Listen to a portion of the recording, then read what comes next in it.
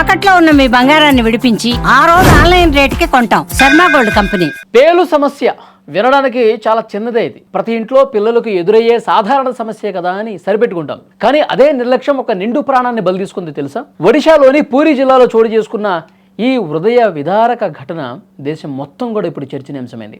కేవలం 6వ తరగతి చదువుతున్న ఒక చిన్నారి పేల ఇన్ఫెక్షన్ కారణంగా ప్రాణాలు కోల్పోయింది. నిజంగా దిగ్భ్రాంతికి గురి చేసే వార్త ఇది. అసలు పేల వల్ల మనిషి చనిపోవటం ఏంటి?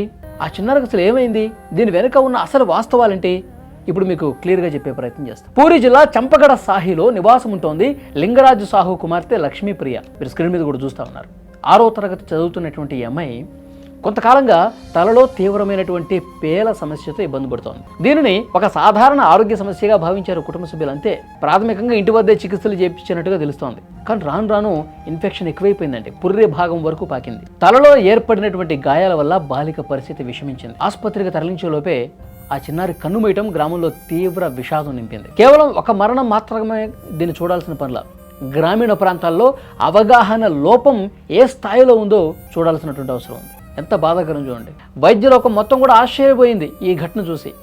క్యాపిటల్ హాస్పిటల్ డెర్మటాలజీ విభాగం హెడ్ డాక్టర్ మనోగోవింద్ శ్రీచంద్రన్ ఈ మరణంపై కొన్ని కీలకమైన సందేహాలు కూడా లేవనెత్తారు. వైద్య చరిత్రలోనే పేలు వల్ల నేరుగా మరణించిన ఘటన ఇంతవరకు నేను చూడలేదని కూడా అని చెప్పారు. సదరు బాలిక రక్తపు వాంతులు చేసుకున్నట్టు వార్తలు రావడం, పేలు సమస్య తీవ్రంగా ఉన్నది, ఆ పేల సమస్యకు ఎక్కడా సంబంధం లేదు, ఈ వాంతులు అవటము తలలో పేలుల వల్ల ఇది రావటం అనేది అసలు ఎక్కడ ఏం జరిగిందో కూడా అర్థం కావట్లేదు. తలలో తీవ్రంగా గోకటం వల్ల ఏర్పడిన గాయాల ద్వారా సెప్టిసిమియా అంటే రక్తంలోకి బ్యాక్టీరియా చేరటం వల్ల మరణం జరిగిందని ప్రాథమికంగా నిర్ధారించారు. ఈ కేసులో ఇంకా లోతైనటువంటి దర్యాప్తు అవసరమని వైద్యులు సూచిస్తూ ఉన్నారు. నిజానికి పేలు రక్తాన్ని పీల్చుతాయి, కానీ అవి మనిషిని చంపేంత రక్తాన్ని తీసుకోలేవు.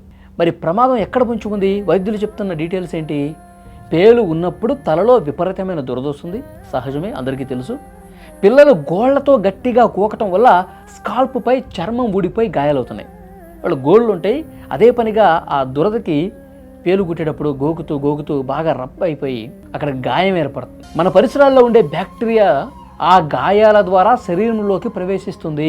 దీన్నే సెకండరీ ఇన్ఫెక్షన్ అంటారు. సరైన సమయంలో యాంటీబయాటిక్స్ అందకపోతే ఆ ఇన్ఫెక్షన్ మెదడు వరకు లేదా రక్తంలోకి ఇంకా లోపలికి వెళ్లే ప్రమాదం ఉంది. లక్ష్మీప్రియ విషయంలో కూడా అదే జరిగిందా? పుర్రె ఎముక వరకు ఇన్ఫెక్షన్ చేరింది అంటే ఇక్కడ క్లియర్గా నిర్లక్ష్యం చాలా స్పష్టంగా అనిపిస్తుంది. ఆమెకి పేను సమస్య ఉంది, విపరీతంగా దురద పెడుతోంది, గోగుతోంది, గాయాలవుతున్నప్పుడే వెంటనే ఒక మంచి ఆసుపత్రికి తీసుకెళ్ళి ఒక మంచి డాక్టర్ని సంప్రదించి వెంటనే చికిత్స తీసుకుంటే క్లియర్ అయిపోయేది. కానీ వాళ్ళు అవగాహన లేకపోవటం వల్ల, తెలియకపోవటం వల్ల, ఎక్కడికి వెళ్ళాలో చూపించకపోవటం వల్ల, సరైన డాక్టర్ని సంప్రదించకపోవటం వల్ల ఆ గాయం అయిపోయి, ఆ గాయం పూర్తిగా రక్తస్రావం అయిపోయి బయట ఉన్నటువంటి బ్యాక్టీరియా అందులోకి వెళ్ళటం వల్ల లోపల మెదడులోకి ప్రవేశించి పుర్రె భాగం లోపలికి ప్రసరించి పూర్తిగా ఇన్ఫెక్షన్ అయి ఆమె చావుకు కారణమైపోయింది. ఈ విషాద ఘటన ప్రతి తల్లిదండ్రులకు ఒక గుణపాఠం కావాలా. మన పిల్లలు తలగొక్కుంటున్నా, చర్మపై ఎర్రటి దద్దుర్లు కనిపిస్తున్నా వెంటనే మీరు స్పందించాలా. సొంత వైద్యం కంటే నిపుణులైనటువంటి డాక్టర్లను సంప్రదించాలా. అప్పుడే ఇలాంటి ప్రమాదాలు దూరమవుతాయి. పరిశుభ్రతే పరమావధిగా పిల్లల ఆరోగ్యంపై నిరంతరం నిఘా పెట్టాల్సిన అవసరం ఉంది. పూరిలో జరిగిన ఈ దురదృష్టకర ఘటన ఇంకొక చోట రిపీట్ కాకూడదంటే ప్రతి ఒక్కరు కూడా అవగాహన కలిగి ఉండాలి. వైద్య శాస్త్రవేత్తలు, పెద్ద పెద్ద డాక్టర్లు కూడా తలలో పేలున్న సమస్యతో చనిపోయారంటే ఎవరికి అంతు పట్టడంలా. పరిశీలిస్తే ఈ కేసు లోతుల్లోకి వెళ్తే అప్పుడు వాళ్ళకి అర్థమైంది. చాలా రోజులుగా ఈ సమస్య ఉంది, ఆమె గోగుతూ ఉంది తలలో. ఆ పుండ్లు ఏర్పడే వరకు, తలలో గాయమైపోయి రక్తం కారే వరకు కూడా ఆ సమస్యను అట్లాగే ఉంచారు. కరెక్ట్ కాదు ఇది. పోతుందిలే, పేలే కదా, ఏముంది, గోగుతుంది, బ్లడ్ వస్తుంది, తల గోగినప్పుడు మరి చర్మం ఊడిపోయినప్పుడు బ్లడ్ వస్తుంది కదా, అన్ని లైట్ తీసేసుకున్నారు.